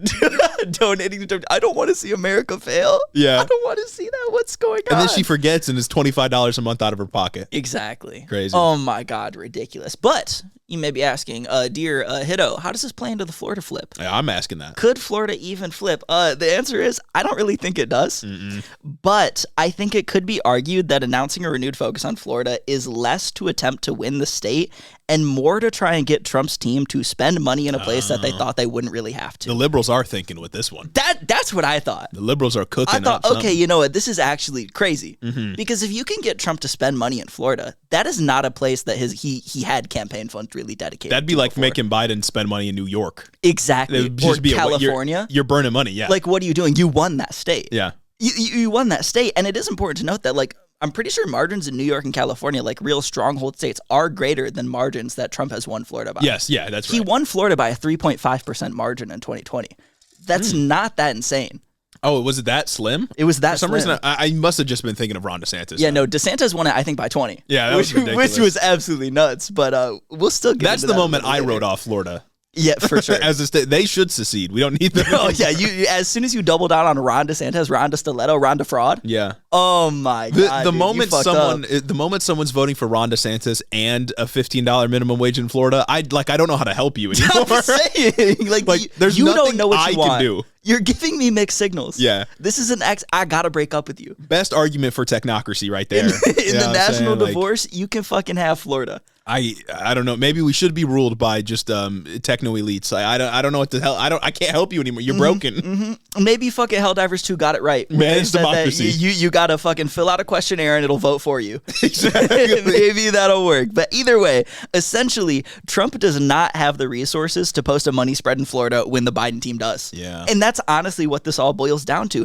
Trump's team has been claiming broadly that he doesn't need to spend as much money on ads because he gets so much airtime anyway, which is partly true, but the data showing that money wins is strong. Yeah. Most federal campaigns, like for the House and Senate and even the presidency, come down to how much money did you spend? That was true in 2020. Not in 2016, but it was true in 2020. Not in 2016 for the presidency. Hillary dramatically outpaced Trump in spending. I want to say she spent about double the amount that he did, $600 million to $300 million in crazy. ads. But there's a certain bit of charisma that you got to have that Hillary just does not have and never did. Yeah, the money spending matters, but also what the money is spent on and how good the ads are and Exactly. stuff. And if you didn't Hillary not visit Wisconsin or some She shit didn't like that? visit Wisconsin or Michigan. Yeah, I that's think. a fumble. Yeah, Like, no, can't you're not going to visit swing states. But she visited Cedar Rapids. And that is a huge part of why Trump won, is because disaffected auto workers here decided to vote for him because Hillary kind of turned their back on them. Yeah. Despite being union guys, despite unions endorsing Hillary, or maybe they didn't, I don't know. But either way, Typically, they go for the Democrat. you would think that's how things are supposed to go. Yeah. They didn't, and that's significantly part of why Trump won. And maybe we deserved it. You know what I'm saying? Exactly. You know, I'm not usually one Exactly. to blame voters for broader trends in the economy and politics, but maybe you do get the democracy you deserve. You know what I'm saying? And it's also in 2016 was kind of when the Trump media buzz really first hit. And I think that was the only time where it actually mattered. I know people talked about it throughout his presidency and even leading up to 22, how maybe we shouldn't be giving Trump so much airtime because it's kind of like giving him free ads. I think that only mattered when he was new on the scene because in 2020, when Trump lost, Biden spent about 25% more than Trump did overall on ads and was able to overcome his massive incumbent advantage. You can't tell me. If Trump is claiming he already gets free advertising, free airtime, I find it hard to believe that the coverage he gets now could overcome the coverage that he got when he was the fucking president of the United States. Yeah. Like there's a certain literally incumbent advantage, but outside of things like flanking privilege, like you are the president. Everything you do gets covered. Yeah, and like he's more of a known quantity now. Yeah, and his like he's still a charismatic guy, but I would say his cognition has declined a little bit. I don't think he can assume, and I don't think his team can assume, that every amount of media coverage that he gets is auspicious or favorable for him. Yes. Because a lot of people are going to cover him in a lot harsher ways now. And I think that the more, especially because his rhetoric is ramped up, especially about like immigrants, right? Instead of saying MS-13, he's saying illegal immigrants. He's saying they're poisoning the blood of the country. I think he's going to come off as more of a lunatic. And I think in some cases, the more he gets covered, the worse it'll be for him. MS-13 is a lot more palatable for suburban white women, like a huge demographic. I think that was in part like responsible for Trump losing the election in 2020. MS-13 is a lot more palatable for them than inhuman pieces of garbage. You know what I mean? Like that things just don't work. The math's not mathing here. Yes, the euphemism is dying, but it hasn't completely died off for most of the population. Well, and importantly, you got to have political power before you kill the euphemism. Exactly. Because you need to be sure that you won't get kicked out of power. But there's also the fact that yes, Trump does get a lot of coverage. But the coverage that he's getting today is not nearly as novel, like you said, as what he got in 2016 and even during his presidency in 2020. Most of the things that I see about Trump today are about his many indictments, his massive financial issues, and I guess every once in a while when he says something inhumane about an immigrant. Yeah. Like, he's not getting the, whoa, this is a new guy on the scene that's saying things that other politicians wouldn't say before type of deal.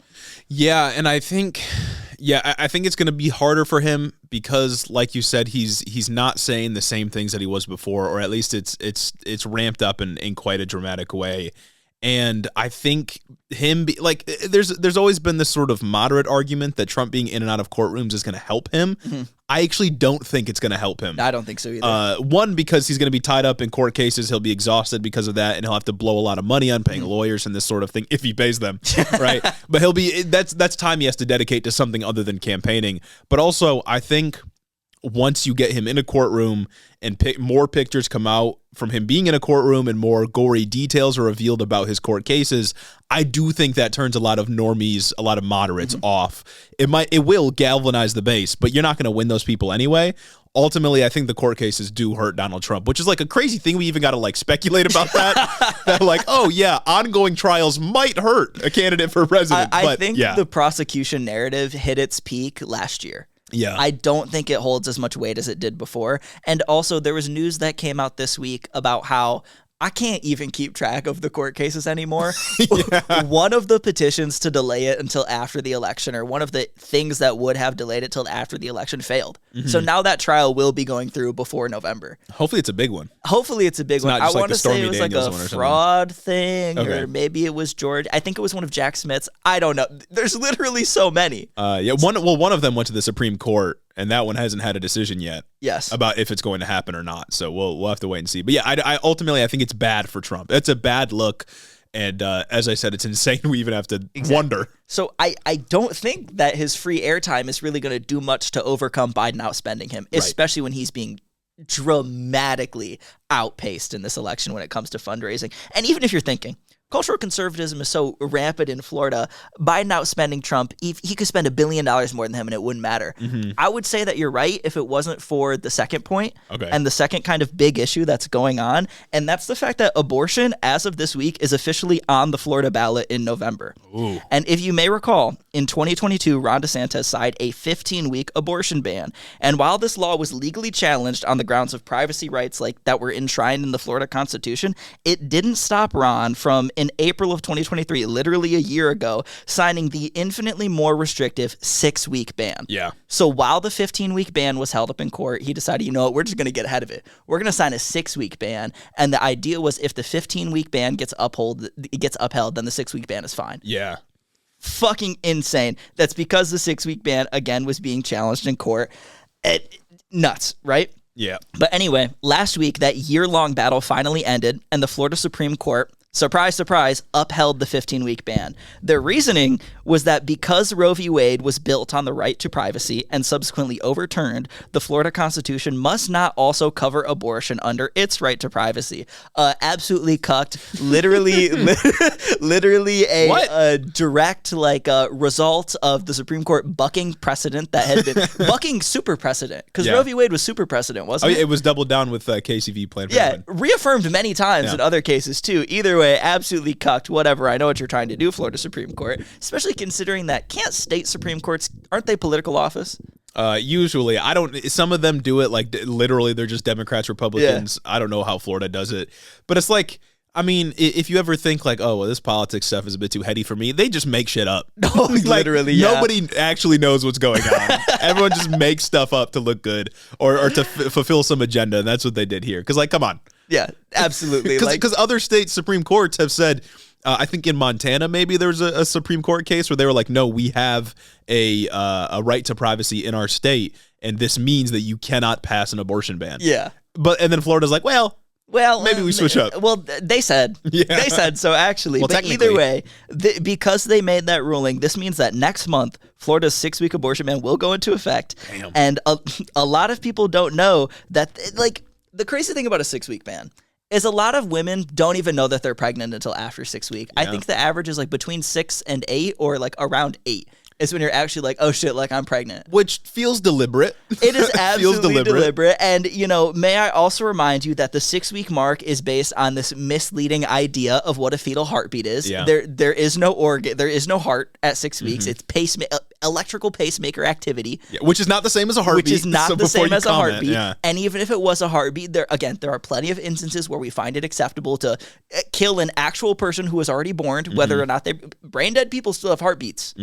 The heartbeat means nothing. It's a virtue signal. Yeah, not even to mention that cutting something off from your body's resources isn't the same as murdering it. You know what I mean? And there's a lot of nuances to this, but the idea here is if your state has a 6-week abortion ban, it's intentionally before the time when somebody would know that they're pregnant, so you can't go and get an abortion. You have to carry basically any pregnancy to term. It's straight up, it's a violation of bodily autonomy, and that's what it's meant to be. Yes, but I digress. While the Supreme Court did deliver this also awful decision, they also ruled that a ballot measure would be allowed on the ballot in November that says, quote, no law shall prohibit, penalize, delay, or restrict abortion before viability or when necessary to protect the patient's health, end quote.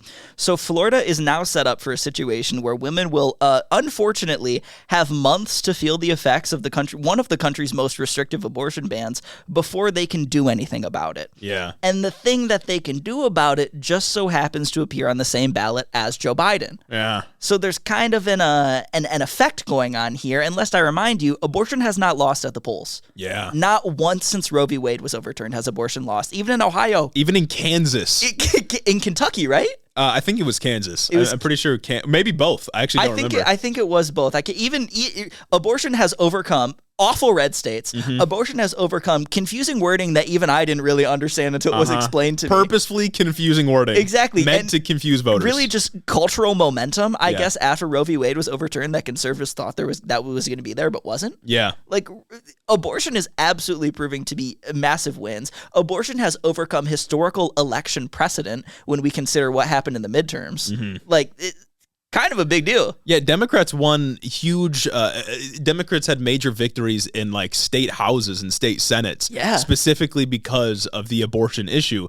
And if this lasts all the way till 2024, still giving Democrats enough fire to win, despite how awful Joe Biden has been, I mean, that's just a fumble for Republicans. It's after the outrage that the Alabama IVF ruling rightfully got, I would like to think that abortion is still going strong and motivating people to get to the polls, because one of if not the most popular issue in the country right now. It's 70% approval. Oh yeah, unheard of. And that's nuts. Again, in a state like Ohio, they had an amendment that was happening before the abortion vote that would have raised the threshold of voters needed to pass an amendment to 60%. And voters turned that down because they understood what it meant for the abortion vote that was coming a couple of months later. Voters can like do politics when it's related to abortion. They can understand and like comprehend like political machinations when abortion is at play here. Doesn't matter how many hoops they got to jump through. People will vote to protect abortion. Yes, which is crazy. Another ballot measure in November is whether or not weed will be legalized for adult use, something that is also very popular. I think like a 60% approval rating or some shit like that. Like weed, very popular, you know what I'm saying? But I must say, this does not guarantee that voters galvanized to protect abortion rights or legalize weed will be galvanized to vote blue. That's crazy. Because Florida has a very complicated recent history when it comes to ballot measures that represent Democratic policy. Let me run you through it. In 2016, Trump won the state with 49 points with a 1-point margin. The medical marijuana ballot measure passed with 71 points. That's in crazy. 2018, DeSantis won with 49.5 points, and Tim Scott or Rick Scott won with 50 points, both with margins of less than 1%. This was also the year where Florida voted to give felons the right to vote with 65%. You're telling me that the same people who thought that felons should go out there and be able to vote, radically progressive policy, also thought DeSantis was their guy? That's crazy. And Rick Scott was their guy? Rick Scott and his 16-point plan for whatever? God damn it, dog. Like, that's ridiculous. And then again, Democrats. in 2020, when Trump won with a 3.5% margin, 51% overall, while the $15 minimum wage initiative won with 60% of the vote. Yeah. That was a big story because $15 minimum wage was more popular than Trump or Biden. And Joe Biden ran on a $15 minimum wage. So there has been a weird history in Florida where voters are not able to connect these policies with who the Democrat is and what they're running on. Kind of spells bad news. In 2022, with no major ballot initiatives, Marco Rubio won by 16% and DeSantis by 20%. Yeah. So what I'm seeing here is there's an argument that can be made that when there is a popular Democratic policy as a ballot initiative, it is getting people galvanized to go out there and vote. Although it may not be tipping the scales, you could make the argument from this data that people are going to vote because of these things. Yeah. But I also personally feel like within the context of today's election and today's world post-COVID, Florida took a turn. Oh, yeah. Post-COVID, Florida ate up culture war issues. As you can see here, 2022, DeSantis coming in with 20%. DeSantis only got that 20% because he was the COVID guy. Yeah. Because he was the culture war guy. He was the don't say gay guy. I kept Florida open. Yeah. Exactly. Yeah. So there's a really weird history that's going on that kind of makes me think, like, can abortion do it? Yeah, and you also pair that with, again, what we talked about at the beginning. People moving to Florida are, for the most part, conservative, which typically isn't the case when we see populations reshuffle in various states throughout the country. And that's also not going to help Democrats. I feel like abortion on the ballot would win itself. Abortion's definitely going to win. Yeah. But I don't, like you said, I don't know that means Biden wins the state. No, absolutely I would bet that like 99% Biden's not going to win the state. When it comes to like flipping Florida blue, I think the weed measure could drive some turnout, but whether or not it's going to be split ticket is literally unknowable. Yeah. You know what I mean? I think abortion is the one that has a significant chance at actually driving explicit Democrats out to get out there and vote, because weed is a much less political issue in nature. You know what I mean? I feel like weed doesn't really carry the same like weight when it comes to politics that it did back in the 90s. Reefer madness. Yeah, especially because everyone's cool with it except like Laura Ingraham. Exactly. You know what I'm saying? Literally, yeah. Like everyone's cool with it. Conservatives and liberals are fine with it at this point. Like I feel like every conservative, I don't know a conservative that's not cool with weed anymore. Yeah, well, except Laura Ingraham and Sean Hannity and people that are like psychopaths. Or Matt Walsh posting on Twitter like a country addicted to weed can't get anything done, but a country on cigarettes and bourbon can get everything done. That's so sick. It's like, actually. shut up, man. That's actually sick. But either way, it's abortion that's gonna be able to turn the tides in Biden's favor. Can it be enough? I don't know. And that's kind of where you tie this together with fundraising and a renewed focus on just fucking spending money on ads in Florida. I feel like if Biden can successfully link abortion with him and with other down ballot races, we might be able to see something happen. It wasn't that long ago where Florida was a swing state. but it also wasn't that long ago when a bunch of conservatives moved there. Yeah. Now, this is going to seem a little silly, but I almost wonder if Biden connecting himself to the abortion measure and the weed measure would actually harm the measure's turnout percentages, because in 2022, a lot of Democrats running statewide attached themselves to the abortion amendments, or just like wanting to pass abortion legislation. Gretchen Whitmer did this. A lot of Democrats in Michigan and sort of Blue Wall did this. And they did this successfully, but a lot of them specifically did not want Biden to campaign for them. Yeah. They didn't want to be connected to Joe Biden because Joe Biden wasn't viewed favorably, still certainly isn't viewed favorably, especially by people that are angry about Palestine. So I almost wonder if him trying to connect himself with these measures would harm the chances of the measures passing. I still think they do pass ultimately. I was going to say, I wonder. I don't think it tips the scales to get the measure to not pass, because I feel like the likely situation is that they would just get out and vote for the measure and just leave the presidency blank, because they're not voting for Trump. You know what I mean? Yeah. But it's still interesting, and I'm not going to delude myself into thinking that Biden is going to flip Florida, but I think there is a special opportunity here to, at worst, hurt Trump, make him divert funds that he doesn't really have and that he would much rather spend in Wisconsin and Michigan. Yeah, I think it's a part of the strategy for sure. But I do think we get a blue Texas more soon than we get a blue Florida. Absolutely. Again. The demographic shifts in Texas much more align with the idea of a blue Texas than a blue Florida, which is insane to think about. Yeah. Well, especially with Ted Cruz on the ballot. One of the least liked senators in the Senate right now, Ted Cruz. Probably the most politically toxic figure. Me personally, if I'm a Republican, I don't want to be on the ballot with Ted Cruz. Exactly. I don't want my name next to Raphael. Unfortunately, Greg Abbott's not on the ballot this year. This is true. But I mean, a good thing for Democrats in Texas is it's not Beto O'Rourke on the ballot for the Senate. It's what's his name? Colin Allred, who used to play in the NFL, I think. And you know what? The Titans. Anyone but Beto is probably good. Yes. Anyone but Beto is going to be what they need. And maybe Texas can do it. That's another race to keep an eye on. When it comes to messaging, I also think that Biden has shown that he is not unwilling to be combative about Social Security. He has shown that he is ready to go out there and attack Republicans for straight up saying somehow, because they can get away with it, that they explicitly want to cut Social Security. A huge population of Florida is elderly. Old people. Most of them are on Social Security. Yeah. I saw some figure, I don't know if this is verified, but like some $8 billion a month in Florida comes from Social Security. Damn. It's like a huge portion of just their economy. You slash that, you kind of kill them. Yeah. You significantly hurt Florida's economy. I think it's something to keep an eye on, but I wouldn't get my hopes up. Yeah, and I also wonder if, we talk about the migratory flows benefiting Republicans in a place like Florida, but I also wonder if conservatives leaving their home states or where they were before will help Biden on the back end. You know what I mean? Yeah. I don't know exactly where they're coming from. They always say like, oh, so many people are moving from California to Florida. There's a lot of issues with that. I think we've debunked that argument before. But I mean, let's say there are a lot of people just moving to Florida generally, conservatives moving to Florida from various states. I mean, if they're leaving from swing states like Arizona, Michigan, Wisconsin, and so on, that benefits Democrats ultimately. Oh, absolutely. So maybe, it gets complicated. I do think a part of the strategy is expecting to lose Florida, but forcing Trump to spend as much as he can, because then it's basically lighting money on fire. Because, I mean, like we talked about with Democrats counter-messaging about immigration, if Trump doesn't go through and counter-message in Florida, there's a very real chance that he can lose it. And if Trump somehow lost Florida, that's over. That's over for the election. Oh, yeah, no, it doesn't Biden matter wins. the swing states he wins. Florida has 30 electoral votes. It's the third most populous state in the union. Yeah, if Biden wins Texas or Florida, that's right. Like it's just over. Yeah. Like, and that'd be goated. But I think it doesn't even matter. I guess Trump could still win if Biden lost all of the blue wall and then Arizona. But at that point, I mean, if he's winning Florida, I don't see him losing Michigan. You know what I mean? Absolutely not. Like, there's no way. Absolutely not. Especially with Big Gretch. Big Gretch, yeah. Oh my goodness, yeah. But it's something to keep an eye on. Shout out all my Florida peeps. Shout out all our Florida listeners. I hope you're doing well.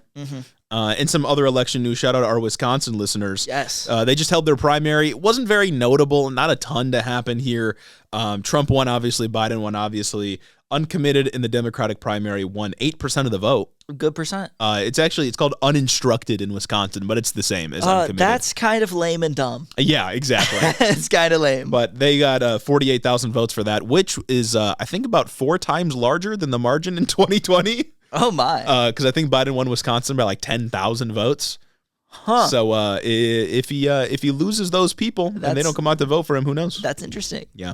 another reason why Biden should just radically take a shift on his fucking Israel policy. Yeah, that'd be good. When Nancy Pelosi is flanking you from the left, I don't know, man. I don't know, man. It's raps. Like, yeah, it's bad when Nancy Pelosi's got the better take, man. That's crazy. That's not a world I want to live in. No, that's a bad world. Oh my God. But you know who makes this all a good world? It makes it all worth being in. Oh my God. Our special, wonderful, beautiful, Excellent. amazing best friends Perfect. of patrons. Perfect. Dare I say, special thanks to Caden Kraut, Yo. Lord Tau the Radiant, Chris the Postman, Christy Beck, 40% Spite, Dylan B, Andrew Harris, Mike Chaplinsky, Mattias T, Omar Zuno, Clayton LaFed, Mark Eager, Caleb Joy, Rich Toro, Tari, Gavin Mayer Maldonado, Hunter W, Fergalaki, Max Vesquez, Jacob Rogers, Colton Mooberry, Fixer Punk, Jim Egbers, Jeff Muzzy, Bagel Burrito, Cincy Alex, Joe Stenstrom, Adrian Sandoval, Chloe Sam 601, Colleen Cuts, Veryuk, Jennifer DeVoe, Big Bird Titty, Crawfishin', Benneth Bennington III, Alexia Benanti, Nietzsche, Big Booty Beatdown, Sam Maloney, Two-Headed Boy, Ben Shapiro's Boyfriend, Jonathan Cassis, Luke O'Shea, Cucker Tarlson, Danielle Jackson, The Word of Microsoft, Jennifer Sines, Aaron and His Gundam Gundams, Darth Father, Tailored for Content, Corey Chambers, Sewer Snack, L.E.N., Devin Hatchard, Retro Mondo, Emma the Dude Slayer, Veronica aka V, Ash Smith the Grotler, Flower Clown, Beetlebugs, Murder in a Trench Coat, Lonnie Rogers, Slavic and Sapphic, Casey Lynn Kelly, Snake Eyes, and Hope of Giants, AK Gon, Aquana Don, Zach Lantian, Info Russell, Austin Greif, Marcus Corbett, Caleb Robert, Taylor Rensock, Ishi Teddy, Cammy, Tylen Freeman, Steak Daddy, Tay, Isaac Hodges, Madeline C, Pab the Pab 69, Kayla Lowe, Anna Valinik, KCC, Say Yes to Wes, August, Particular Pickman, Sir Capalot, Jeff Sines, Howard the Duck, Brennan is Egg, JR, Drew Batchilder, Froggy Gumdrop, Zen doing their best, Jackie Boy, Shameless, Coherent Babbles, Sasha, MJ is Sharp, Michaela Muncie, The Wallace 3000, Southwest Socialism, Jared Finch, Evil Vegan, Tactical Snowflake, Son of Ander, Vanilla Bryce, Willie Swags, Chris E, Kashan Lala, Amanda R, Hanky Panky, Tyler J, Damian Blues, Real Nurse RN, Ashley White, Dick Cheney in 3-inch heels, Lalo Valesco, Particulon, Memfrez, Gorgeous Girl Mukes, Classified Jones, Lauren, Uncharismatic Boar, Sasquatch, Rhonda Stiletto, and my mom. Thank you all so much for supporting the show on Patreon. Could not do it without you. If you're not on this list and you've listened this far into the episode, Who are you? You might as well go to Patreon and get your name on this list. I'm saying literally, who are you? Let me know. Who are you? Give me your name, address, and banking information. Come on now. Send me your fucking card number with the expiration date and 3 digits on the back. What are you doing? Come on. Send me a picture. Send me a picture of both sides, please. We'll catch you all in the next episode. Have a great week.